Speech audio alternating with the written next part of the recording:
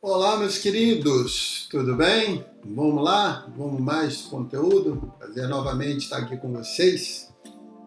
Então a gente vai encerrar por aqui, tá? Com bastante coisa que a gente ouviu só de como usar o não dentro do nosso comportamento e dentro da área de vendas para que a gente possa vender mais.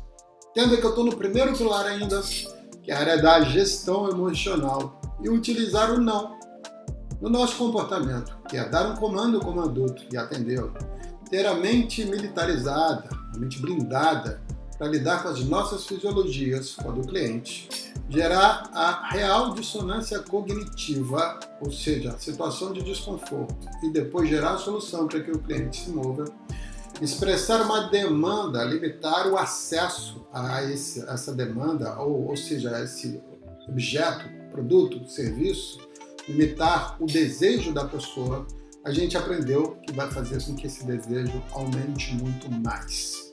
E mais uma vez falando, isso aqui é gerar reflexão e provocação.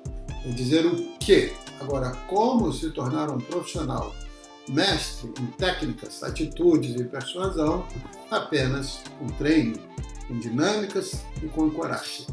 Isso um dia após o outro, tentativa e erro, até a gente encontrar o nosso hack e ter domínio dessas técnicas.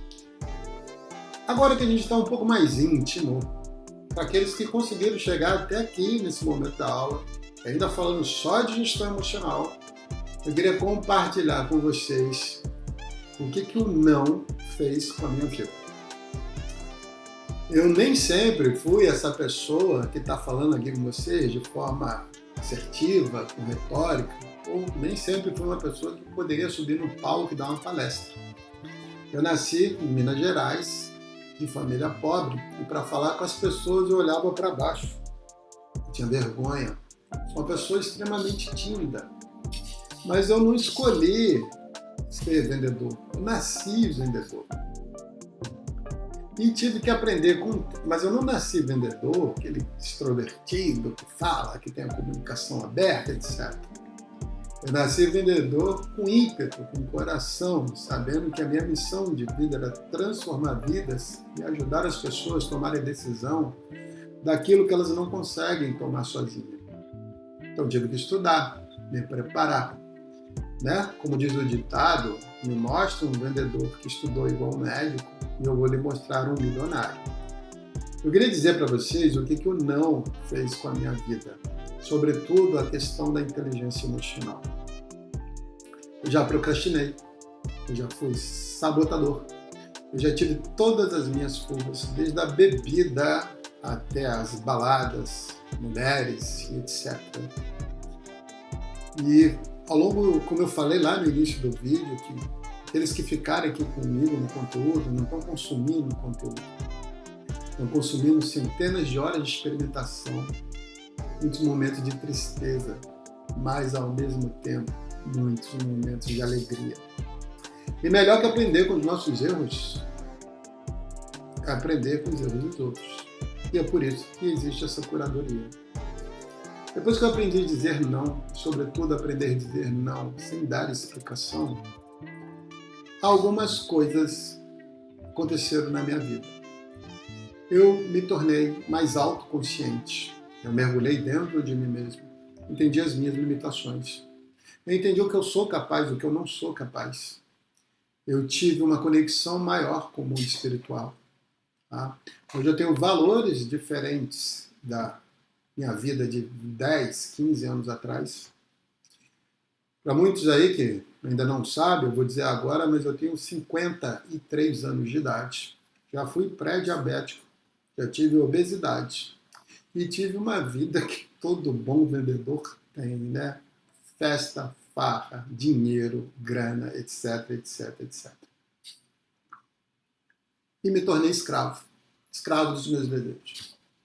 E enquanto escravo dos meus desejos, aquela outra vida que também existe, que todos conhecem como frustração, a ansiedade, a vida desregrada, ela tomou conta de mim.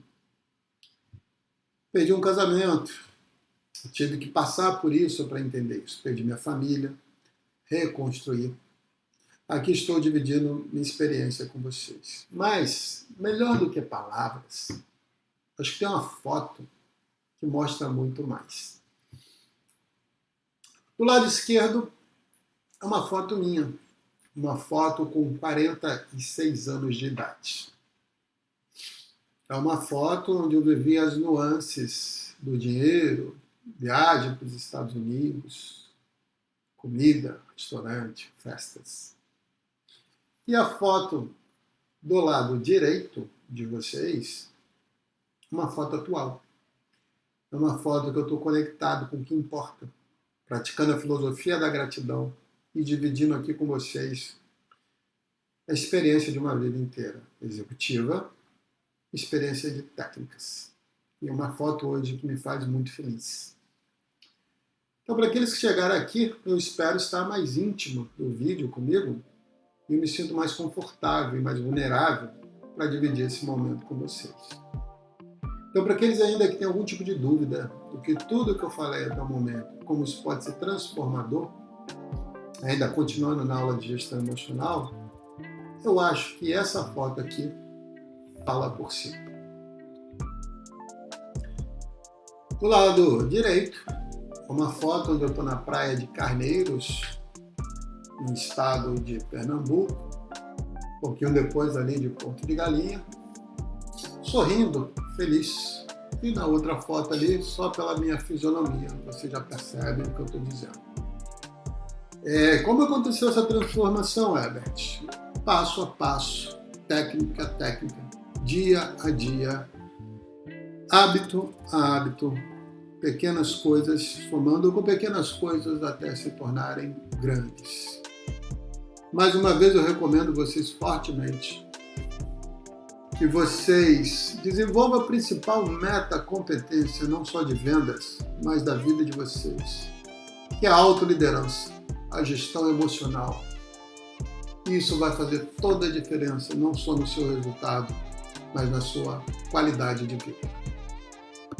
Dito isso, pessoal, foi um prazer compartilhar com vocês esse momento particular do professor aqui, se assim quiser chamar, tá?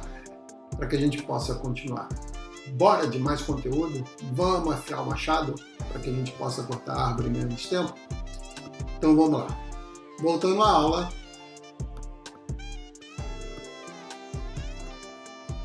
O que te impede de alcançar os seus objetivos? Herbert, eu quero ser promovido. Eu quero montar a minha empresa. Eu quero ter uma vida mais tranquila. Quero comprar a casa dos meus sonhos. Herbert, eu quero vender mais. Eu preciso pagar a faculdade da minha filha. O que te impede? E aí, muita gente vai fazer o que eu fiz no passado. Vai se encostar em milhares e milhares e milhares de desculpas.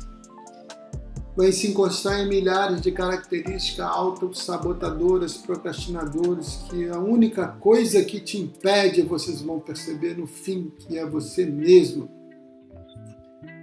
Para quebrar essa corrente, pessoal, eu reputo, meu posicionamento é aprender a dizer não, sem ter que dar explicação. Dizer não para as prisões emocionais. Dizer não para certas pessoas, dizer não para certos ambientes, dizer não para hábitos que estão te levando para longe dos seus resultados.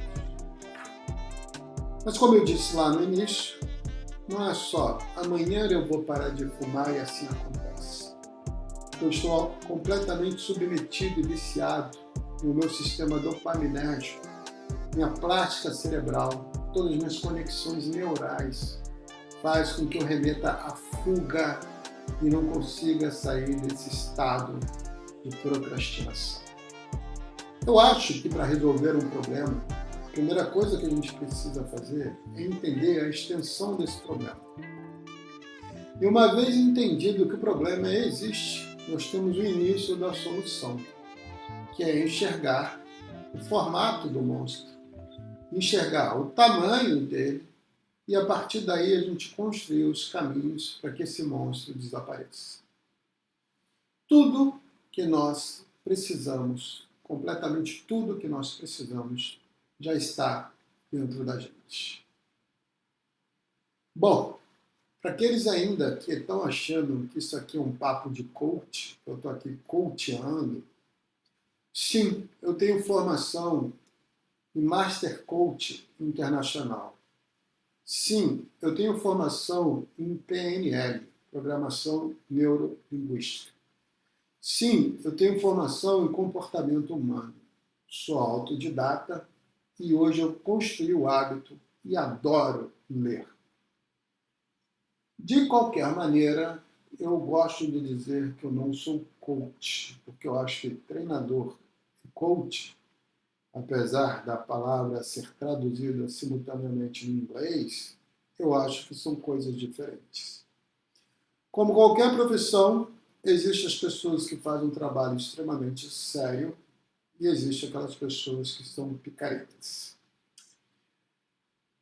É muito complicado você trabalhar o emocional, gerir emoções das pessoas, principalmente no ambiente, no momento que a gente vive nos dias de hoje, que é necessário a cura através de terapia, de medicamentos e a cura através da medicina.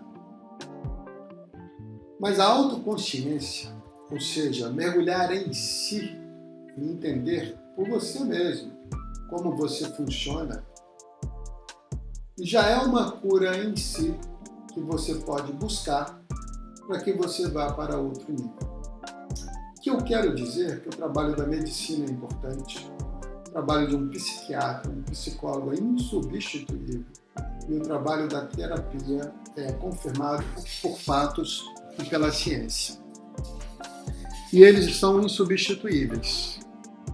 No entanto, o mergulho em si, o mergulho da autoconsciência, o mergulho de você se provar, o mergulho de você ter o orgulho de dizer que você é capaz de algumas coisas por você mesmo, essa é uma âncora insubstituível. E existem excelentes profissionais que conseguem gerar essa reflexão. Eu quero dizer que está aí na tela de vocês o seguinte: se você chegou até esse momento aqui e já possui uma pré-concepção, você já tem uma crença que isso tudo é papo, coach e etc., o que eu tenho como contra-argumento para você é dizer que é impossível aprender aquilo que já acredita saber. E se você entende que a sua aula é essa, que o seu copo já está cheio e que não há espaço mais para melhorias, a gente termina aqui todo o nosso conceito, toda a nossa aula, tudo o que eu propus para você. Porque, como eu disse lá no início, o que está sendo dividido aqui é uma experiência de anos. Existe base na ciência, existe comprovação científica, programação neurolinguística é uma coisa muito séria, estudo das ondas cerebrais, inclusive. Porém, se você está aqui e acha que isso não é capaz de mudar a sua vida, e eu digo isso porque tem gente resistente à mudança, e isso é natural do ser humano, porque a mudança é ativar o sistema de luta e fuga, a nossa conversa encerrar por aqui. Eu acho que eu não sou a melhor pessoa para continuar te dando orientação. No entanto, se você entendeu que fez sentido o conteúdo e está aqui até esse momento e gostaria de avançar, seja bem-vindo novamente. Estamos juntos para criar nosso ecossistema. Chegou o momento de a gente falar de crenças, pessoal. Só que antes de falar de crenças, eu gostaria de passar alguns dados para vocês. Por que essa questão de gestão emocional é importante? E eu levantei algumas estatísticas. Como eu disse a vocês, me chame lá no direct do Instagram, que eu passo o PDF para vocês. 72% das pessoas estão insatisfeitas com o trabalho. Pesquisa, fonte, International Stress Management Association. 63% dos casos de insatisfação no trabalho são atribuídos a problemas de relacionamento. Cara, se você não consegue se autoliderar, como você vai se relacionar com os outros? Mais uma vez, a fonte é o Stress Management Association. Em 2015, essa pesquisa foi feita. 57% dos brasileiros temem não conseguir pagar as dívidas. Confederação Nacional dos Dirigentes Lojistas, 2015. Para 60% dos brasileiros, a falta de dinheiro é o que mais dificulta a conquista de uma vida plena. Não sei se vocês concordam com isso. Abbott, Saúde Global, pesquisa 2015. Eu estou citando a fonte, tá, pessoal? 33% da população mundial sofre de ansiedade. Organização Mundial da Saúde, OMS. 10% da população brasileira já teve algum episódio de depressão. Com certeza isso é muito maior. Em 10 anos, a taxa de divórcio cresceu 160% no Brasil. IBGE. A pergunta que eu faço desses dados aqui é o seguinte. Vocês perceberam, isso é uma pesquisa feita antes da Covid. E aí teve a Covid, confinamento, todo tipo de atribulação emocional, social. Pensem comigo, vocês acham que esses dados melhorou ou piorou? O que vocês acham? Por isso que eu reputo e falo mais uma vez da importância da gestão emocional nas nossas vidas. Como é que isso tudo começa? Bom, segundo Tim Harv-Eker, que é o mentor, escritor do best-seller Segredos da Mente Milionária, pensamentos geram sentimentos, sentimentos geram emoções, emoções geram atitudes, atitudes geram resultados. De onde vêm os pensamentos? Os pensamentos são construídos através das nossas crenças. E o que são crenças? São modelos padrão pré-estabelecido naquilo que a gente julga como verdade ou dogma, que são internalizados dentro da gente e traduzem a nossa conduta de vida. Esse negócio de crença é tão importante que ele deu origem à PNL. Na década de 70, dois cientistas, chamados Blender e Greiner, quem estudou PNL sabe muito bem o que eu estou dizendo, um chegou para o outro. Um era linguística, um era da área de linguística, o outro era psicólogo.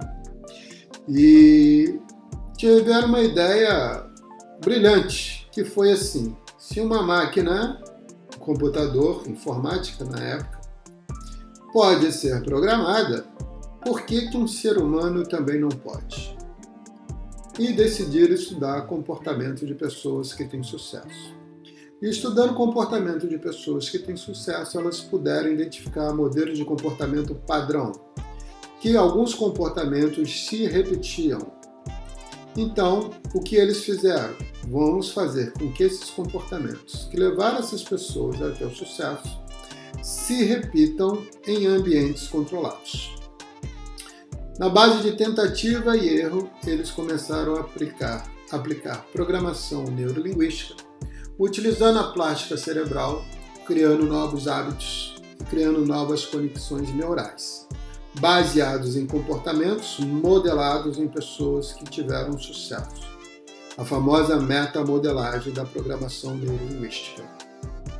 Com isso, começaram a colher alguns resultados, e a PNL cresceu tanto que ela foi aplicada no mundo de negócios e no mundo dos esportes. Só para vocês terem uma ideia, um SEAL americano, que é um soldado de elite, ele levava em média 2 anos para ser preparado para a ação, à base de muito treinamento e esforço. Treinamento esse sem método, basicamente sem método para resultado, e um treinamento apenas de consulta. Com a aplicação da PNL, a formação de um SEAL reduziu de 2 anos para 6 meses. Atletas de alta performance começaram a bater recorde. Pessoas no mundo de dos negócios, começaram a pivotar seu resultado. Então, para a gente entender como que isso funciona e como isso pode ser aplicado na sua vida, vamos entender primeiro o que é crenças. Crenças são modelos padrão pré-concebidos que a gente entende como verdade. A maioria das crenças são programadas dentro da gente, ser humano, como diz o primeiro P da PNL, programação. 95% na nossa primeira infância, que vai até os 8 anos de idade. E elas são internalizadas, elas descem para o nosso subconsciente e se tornam um comportamento subjetivo. Por exemplo, nós somos criados, na maioria das vezes, pelos nossos mentores, pais, mães, tios, avós, etc.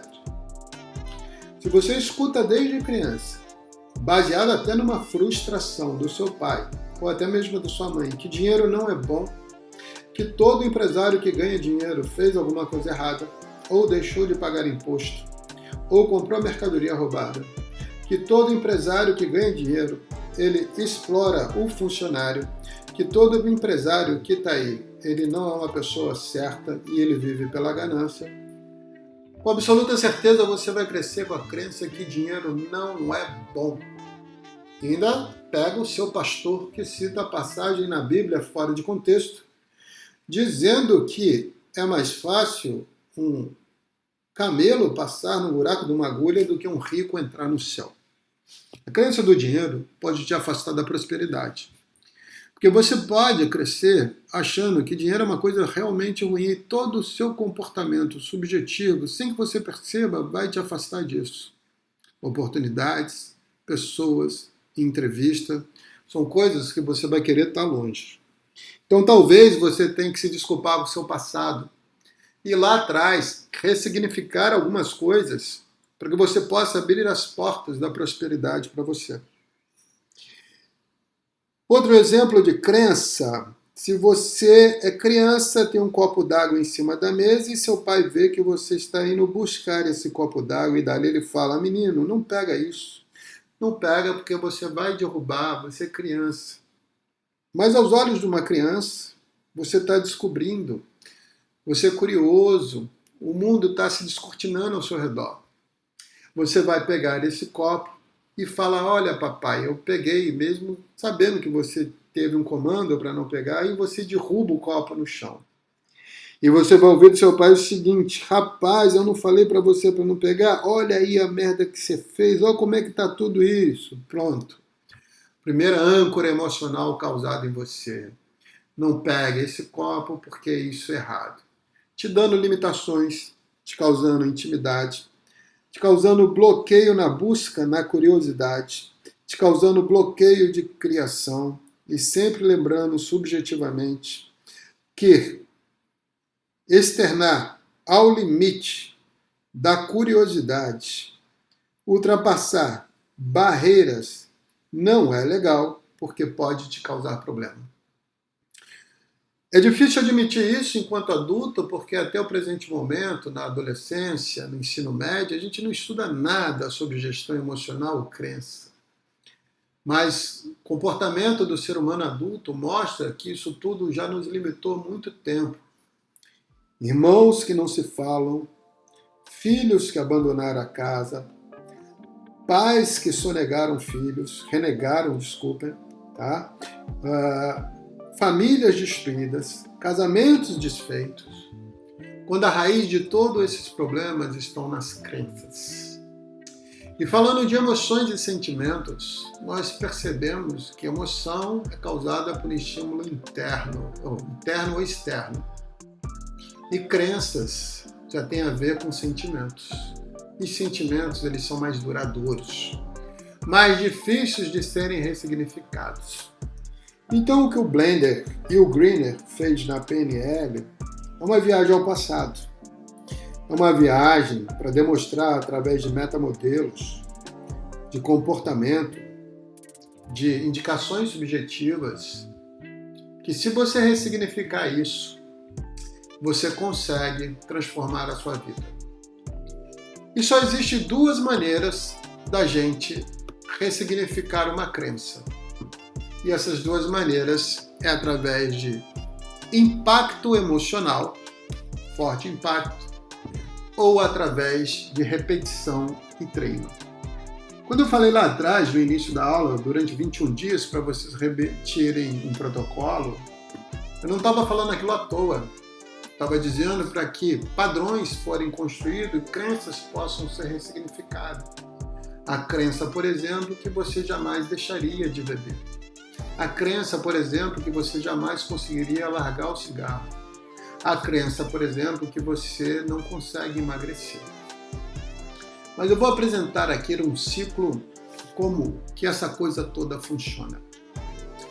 Vocês estão vendo ali do lado esquerdo, eu chamo de comunicação. Você pode falar que também é pensamento. É a comunicação que você gera em você mesmo através dos pensamentos que você tem. Isso gera um estado emocional. O que eu quero dizer? Se você acorda de manhã, já abre o celular, já vê a primeira notícia do governo, da falta de grana, do emprego, etc. Esse tipo de comunicação vai te gerar um pensamento. E esse pensamento vai te gerar um estado. Esse estado geralmente vai ser um estado de derrota, um estado de tristeza, um estado de animosidade. Você já começa a sua manhã indo para o caminho da derrota. Esse estado emocional vai te gerar uma série de comportamentos ao seu dia. De repente você vai começar a reclamar, de repente você vai achar que não presta, de repente você não vai saber lidar com pessoas, de repente você vai estar mais nervoso, de repente você vai estar jogando as melhores oportunidades fora, porque 85% do nosso sucesso ele advém do nosso network e da forma com que a gente lida com as pessoas. Isso se repetindo, eles reforçam as suas crenças. E que crenças são essas? Crenças negativas, crenças limitadoras, crenças que te afastam de resultados e da prosperidade. E você já fala para você mesmo, se está tudo assim mesmo, quer saber? Eu vou sair mais cedo e vou tomar minha cervejinha. Se está tudo assim mesmo, eu vou sair aqui mais um pouquinho agora e vou mergulhar na Netflix, eu vou maratonar. E isso se retroalimenta nesse ciclo sem fim. O contrário também acontece.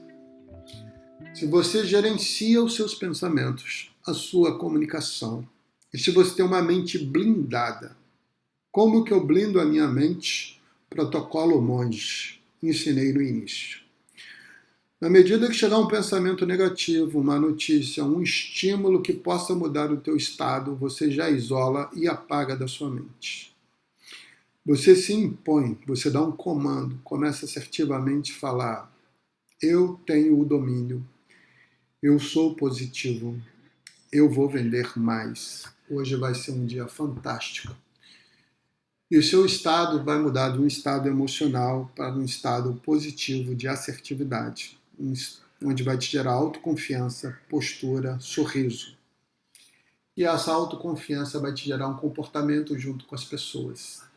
Esse comportamento vai te gerar crenças, que a vida é possível, e você já não vai mais para a sua cervejinha no final do dia, você já vai passar todos os e-mails que deveria passar, vai fazer todas as ligações que deveria fazer, porque você sabe, o seu comportamento, sua atitude mental, o seu emocional, sabe que lá no final tem um resultado te esperando. Então, essa aqui é o ciclo da autogestão emocional, pessoal. Mas, Herbert, me diga uma coisa, falando assim, é fácil. Eu quero saber o seguinte, como que eu coloco isso para funcionar? Bom, a primeira coisa é entender o problema, que é isso que a gente está fazendo aqui. Existem formações diversas e terapias diversas na área de gestão emocional que você pode exercer autocontrole e autodomínio. Eu mesmo aplico algumas delas. E eu recomendo fortemente que se você puder um dia, faça um tal de Leader Training, que é um treinamento que veio do Japão, tá? Desenvolvido pela empresa de colchão Kenkopato. Trabalhou só o emocional dos vendedores, fazendo com que a venda se tornasse exponencial, mas não é aumentasse, não, ela quintuplicasse. Eu recomendo que você fizesse uma imersão, um seminário de inteligência emocional. E eu recomendo que você comece a estudar sobre, ler livros e se internalizar. Se internalize no silêncio. Exerça o autoconhecimento. Com isso, você vai começar a se descobrir. Cara, Herbert, mas eu gostei da tua linha. Será que dá para a gente fazer uma conversa aí, ver o que pode fazer? Olha, mais uma vez, tudo que eu estou botando aqui eu poderia cobrar, que é isso que o pessoal faz. Eles dão as formações, gravam as videoaulas, sobem para a plataforma da Hotmart, né? E colocam em treinamento. E vou te falar em conteúdos até muito mais rasos que esse aqui. E olha que eu só estou no pilar da inteligência emocional, não entrei nem ainda na parte de estratégia técnica. Eu faço isso aqui, pessoal, para aumentar o meu network, praticar a filosofia da gratidão, que é devolver para a vida aquilo que a vida tem me emprestado, porque a gente não é dono de nada aqui. Mas eu também disse que eu não ia vender nada. Eu acho que é a quarta vez que eu estou repetindo isso aqui. Eu não vou fazer pitch nenhum. Olha, custa tanto, faz por isso e vem para cá. Eu não sou nem contra isso. É que a minha filosofia é essa. Eu acho que a transformação ela só pode ser gerada, transformação, tá? De uma forma mais rápida, com curadoria, com andragogia, com treinamento, com dinâmica, com ancoragem, com repetição.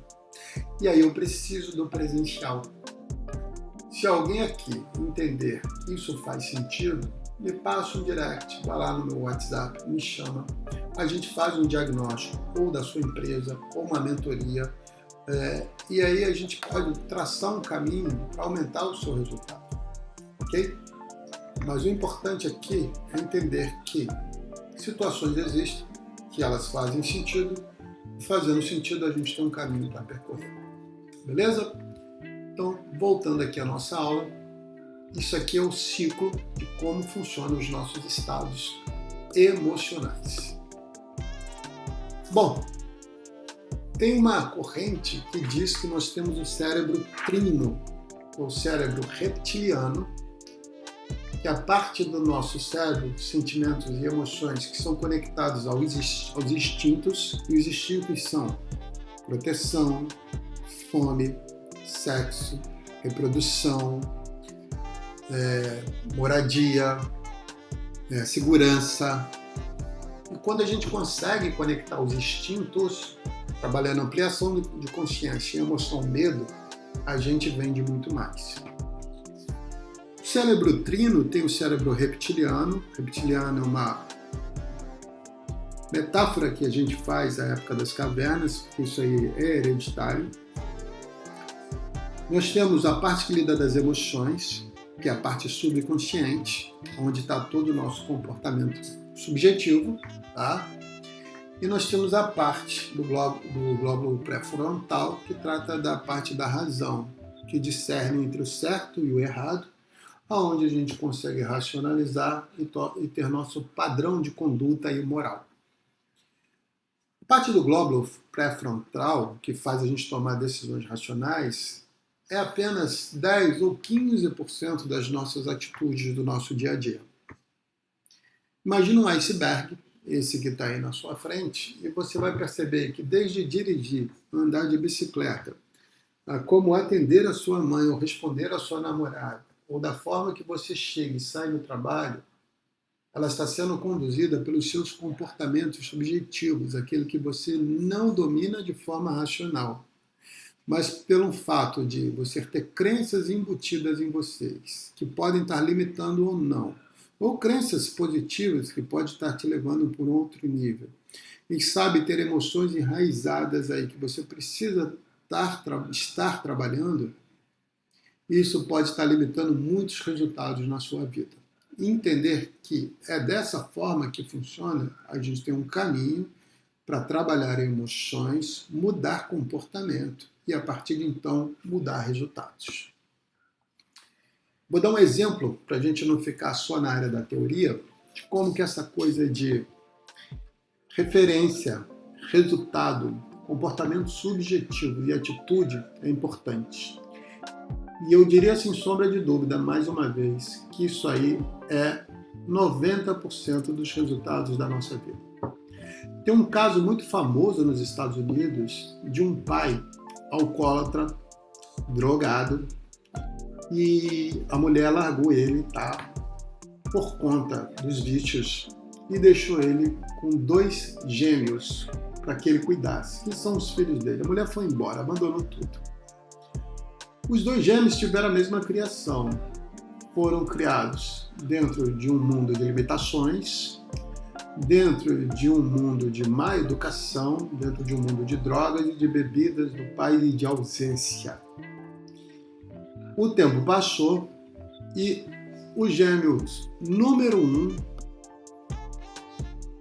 teve uma vida igual ao do pai. Ou seja, partiu para drogas, que no final deu em apreensões, assaltos e foi preso. E o gêmeo número 2 se tornou um advogado de grande sucesso.